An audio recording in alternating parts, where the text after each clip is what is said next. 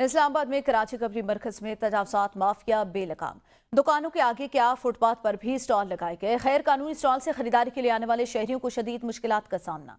इस्लामाबाद से राना फरूख की रिपोर्ट देखिए।